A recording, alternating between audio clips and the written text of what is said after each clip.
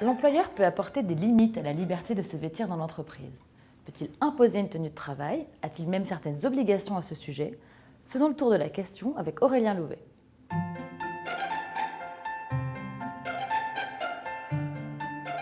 Bonjour Aurélien. Bonjour. Les salariés ont-ils une liberté totale en matière de tenue vestimentaire sur le lieu de travail? Par exemple, est-ce qu'un salarié peut venir en short ou en tongs au bureau? Le principe est bien celui de la liberté. Maintenant, cette liberté, elle est limitée par des principes de décence et de porter une tenue correcte au travail.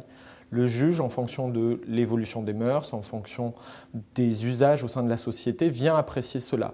Par exemple, il considère désormais qu'il est possible de porter une mini-jupe, un jean, voire même un bermuda au travail, tant que cela reste décent. A l'inverse, il a pu considérer qu'un employeur pouvait interdire à une salariée de porter en haut transparent son soutien-gorge. Et un employeur peut-il imposer une tenue de travail à ses salariés?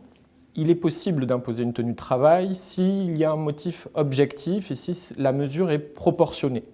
Par exemple, en cas de sécurité, et pour ces raisons-là, l'employeur peut imposer des gants ou des chaussures de protection à ses salariés afin de les prémunir contre des risques professionnels.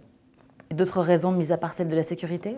La principale raison est celle du rapport à la clientèle. En effet, un employeur va pouvoir imposer à ses salariés de respecter un code vestimentaire, une tenue plus stricte, voire de porter un uniforme afin de représenter la marque auprès de sa clientèle. Et donc, qui assume la charge de cette tenue qui est imposée par l'employeur? L'employeur a l'obligation de mettre à disposition les vêtements qu'il souhaite que les salariés portent. Il doit également prendre en charge l'entretien de ces vêtements. À ce titre, on peut également noter que le temps d'habillage et de déshabillage des vêtements professionnels ne constitue pas du temps de travail effectif, mais doit être indemnisé par l'employeur. De manière générale, ces questions sont-elles vraiment problématiques en entreprise?